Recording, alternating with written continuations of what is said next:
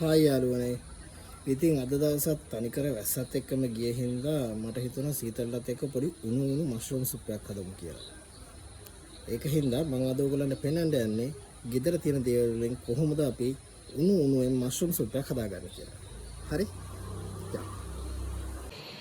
ඉතින් යාළුවනේ අපේ පැත්තේ හොයලා බටන් මෂ්රූම් හම්බුනේ නැති හින්දා මම තෝරගත්ත ඔයිස්ටර් මෂ්රූම් එකෙන් හදමු කියලා. හරි? හැබැයි මේ මෂ්රූම් එක ගද්දී ඔයගොල්ලෝ බලන්න ඕනේ අත්‍යවශ්‍ය දෙයක් තමයි එක්ස්පයරි ඩේට් එක. මොකද මෂ්රූම් එකේ එක්ස්පයරි ඩේට් එක තියෙන්නේ දවසයි 2යි ඔය වගේ ටයිම් පීරියඩ් එකක් තමයි. ඒක හින්දා අනිවාර්යෙන් එක්ස්පයරි ඩේට් එක බලලම මෂ්රූම් පැකට් එක ගන්න. හරි. ඉතින් මෙන්න මේ වගේ ලස්සන මෂ්රූම් ටිකක් අරගෙන ඊට පස්සේ ඒක හොඳට හොදලා වතුර එක පෙරලා අරගන්න. පස්සේ මෙන්න මේ විදිහට පොඩියට ලියා ගන්න. පොඩියට කියන්නේ ගොඩාක් චූටියට නෙමෙයි. සාමාන්‍යයෙන් අපිට කන්න පුළුවන් තරමින් මේ වගේ අතින් චූටියට කැරි කැරිට මෂ්රූම් එක කඩා ගන්න මුලින්ම. ඕගලන්ට ඉතින් ටිකක් අර මේ ලොකුවට ටිකක් ලස්සනට පේන්න ඕනේ වගේ තියෙන්න ඕන නම් මෂ්රූම් එක ටිකක් ලොකුවට කඩා ගත්තත් අවුලක් නැහැ. අර පොඩියට කඩා ගන්න කියන්නේ එතකොට පොඩි ළමයින්ට ඉඳන් කන්න ලේසි හින්දා. ඉතින් අන්තිමට අපිට හම්බෙනවා මෙන්න මේ වගේ ලස්සන මෂ්රූම් බෝල් එකක්. හරි. ඊට පස්සේ අපි යනවා ලීක්ස් එකට. ලීක්ස් එකේ මම පාවිච්චි කරත්තේ මේ ශ්‍රී ලංකන් ලීක්ස් and ඒකෙත් අර කොළ පාට හරිය විතරයි. මොකද ශ්‍රී ලංකන් ලීක්ස් වල ටිකක් සැර වැඩි හින්දා. සුප් එකකට ඒක තියෙන සැර වැඩි.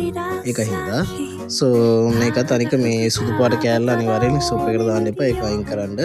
කොළ පාට හරියෙන් චුට්ටක් තිබ්බොත් ඇති. ඊට පස්සේ කැරට් එක ගොඩක් කට්ටිය ඇවිල්ලා ලීසිරම ගන්න කැරට් එක නිකන් ග්‍රේට් කරලා දානවා. එහෙම දාන්න එපා. අනිවාර්යෙන් එහෙම දාන්න එපා. මොකද සුප් එකට ඒක ලස්සනත් මදි. මේ අනික කැරට් එක එතකොට අර මේ හැපෙනවා කියලා තේරෙන්නෙත් නැහැ.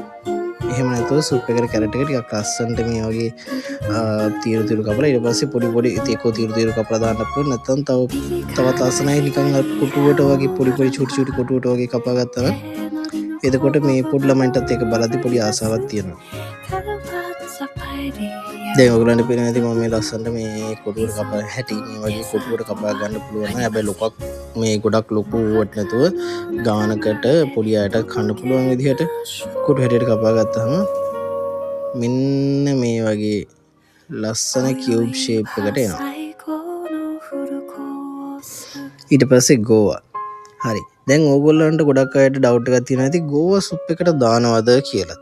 මොකද සමහරක් අය ඇත්තටම ගෝවා වල තියෙන මේ ටේස්ට් එකට කැමති නැහැ. සුප් එකට එහෙම ඇඩ් කරාම ඒකේ රෝ ටේස්ට් එකක් තියෙනවා. ඒ ටේස්ට් එක වෙනස් හින්දා. හැබැයි ගෝවා සුප් එකට හොඳයි. දැන් මෙතන අපි මේ හදන්න යන්නේ චයිනීස් ස්ටයිල් සුප් එකක් හින්දා ඒකට බේසිකලි අපි චයිනීස් ගැබේජ් කියලා එකක් තියෙනවා. ඒක තමයි යූස් කරන්නේ. හරි. ඒ චයිනීස් ගැබේජ් එක මට මෙහි හොයාගන්න විදියක් තිබ්බේ නැහැ. ඉතින් ඒක හින්දා මම මේ ගෝවා එක මොකද කරේ මේ අරන් චූටියට දැන් පෙන්නවා වගේ අර හීනි මේ කියන්නේ එතකොට අර ලොකුවට හැපෙන්නේ නැතුව චූටියට තියෙන විදිහට මේ කපා ගත්තා. එතකොට ඒකේ තියෙන අර මේ රෝ ටේස්ට් එක ඇවිල්ලා එනවා අඩුයි නෙමෙයි එන්නේ නැහැ බොහෝ දුරට. අර ලොකුවට තිබ්බොත් තමයි හපදි රෝ ටේස්ට් එකත් එළියට එන්නේ. එහෙම නැතුව මෙහෙම කපා ගන්න පුළුවන්. and මේකට ඔයගොල්ලන්ට මේ ගෝවා එකම ඕන කියලාත් නැහැ. ඕන නම් තව ටිකක් පාටට දෙන්න ඕන නම් අර මේ අනිත් පර්පල් ගෝවා එක යූස් කරත් ඒ තවුලක් නැහැ. හරි.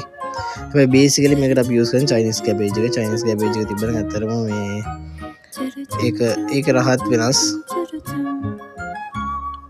ඒක ඔරිජිනල් චයිනීස් මේ සුප් එකේ තියෙන නේටිව් ගතියත් එහෙමම තියෙයි. ඒකත් අපි එහෙමම නැතුව ඒකත් දිගට ලියපු එක ආයෙ චුටි කැරි ඒ කියන්නේ අර පොඩි අඟල් භාගයක ලෙන්ත් එකට වගේ කැලි වෙන කපා ගන්න ඕනේ. මොකද පොඩි අයටත් ඕන හින්දා. ඊළඟට බීලුණු. ඇත්තටම කියනවා චයිනීස් අය ඇවිල්ලා බීලුණු යූස් කරන්නේ නැහැ. ඒගොල්ලෝ ඇවිල්ලා දාන්නේ ලුණු කොළ. අපි ලුණු කොළ වෙනකොට ඉතින් බීලුණු භාගයක් දානවා. දැන් මේක දාද්දී ඇවිල්ලා බීලුණු තියනවා කියලා නොපෙනෙන්න දානවා. අපි චූටි මේ කොටු වලට එකක් කපා ගන්න ඕනේ. දැන් මේ චූටි කොටු කපද්දී අපි කට්ටිය මොකද කරන්නේ එකවර දිගට කපලා ඒක පෙති ගියාට පස්සේ ආයෙ කොටුවට කපා ගන්න හෙන ලොකු යුද්ධයක් කරනවා බීලුණු ගෙඩියත් එක්ක. එහෙම නැතුව මේ මම පෙන්නනවා වගේ අර කැල සුදු පාට කැල්ල චුට්ටක් ඉතුරු වෙන්න තියලා ඉස්සරහට කපා ගත්තා නම් ඊට පස්සේ කොටුවට කපා ගන්න එකත් ඕගලන්ට ලේසි. හරි. දැන් ඉතින් ඔයගොල්ලෝ මගෙන් මේ රෙසිපීස් ඉගෙන ගන්නවා වගේම කටින් ස්කිල්ුත් ටිකක් ඉගෙන ගන්න පුළුවන්. මේක හොඳට නෝට් කරා නම් ඒකත් වෙනවා. ඊළඟට අපි දානවා සුදුරුණු. ඒ කියන්නේ garlic powder එක නැති විහිඳා මම වෙල්ලා මේ garlic chop කරලා දාන්න තීරණය කළා. ඉතින් chop කරද්දී ඒකත් අර කලින් වගේම චූටි චූටි slices වලට කපාගෙන ඊට පස්සේ ඒක චූටි චූටි කපා මේ කුඩු කුඩු වලට කපා ගන්න පුළුවන්. හරි. කුඩු කුඩු වල කපාගෙන ඕගොල්ලන්ට ඕන ලාවට පිහියෙන් මේ ස්මෑෂ් කර ගන්නත් පුළුවන්. ඒකත් ලේසි. එතකොට ගානට garlic එක හොඳට මේ අර යූෂ ඇවිල්ලා චූටියට කටට අහු වෙන්නේ නැති වෙන්න වගේ chop වෙනවා. ඉතින් garlic අතරම ගොඩක් හොඳයි. ඒකින්ද සුප් එකට තව වැඩි පොදාගත්තත් කමන්නේ. මම නම් ක්ලෝස් දෙකක් නැත්නම් තුනක් වගේ තමයි යූස් කරේ. ඇත්තට මේක හදන ක්‍රමය ගොඩක් සිම්පල්. ටිකක් ඔයිල් දාලා garlic එකයි මේ ලුණු එකයි ටික හොඳට මේ ස්ටිර් කරගන්න. ස්ටිර් ලයිට් බ්‍රවුනිෂ් කලර් එකක් එනකන්. ඊට පස්සේ ඒකට ඇවිල්ලා අපි අර මෂ්රූම් ටික දාලා මෂ්රූම් එකත් ටිකක් වතුර ඇරලා මේ මැල වෙනකන් වගේ ඒකත් හොඳ ස්ටිර් කරගන්න. ඒක උනාට පස්සේ ඒකට දානවා ලීක්ස් ටිකයි කැරට් ගෝවා මේ තුනම දාලා ඉවරලා මේ තුනත් ඊට පස්සේ ටිකක් ස්ටිර් කරගන්න හොඳට මැල වෙනකන්. ඊට පස්සේ ඒ තුන වැඩේ ඉවර වුණාට පස්සේ වතුර අවශ්‍ය ප්‍රමාණයට දාගන්න. දැන් මම අතට මට මේ vegetables වැඩි අපි දෙන්නගේ සුප් එකකට. ඊට පස්සේ ඒකට අපි සුපුරුදු පරිදි stock powder නැත්නම් අපි සුප් කැට and ඒකට දාගන්නවා ටිකක් pepper. අපි අතරම pepper ටිකක් මම නම් වැඩිපුර දාගන්නවා. මොකද මම ඇවිල්ලා කැමති pepper වැඩිපුර ගන්න. පොඩි ළමයින්ට දෙනවා නම් ඔච්චර pepper දාන්න එපා.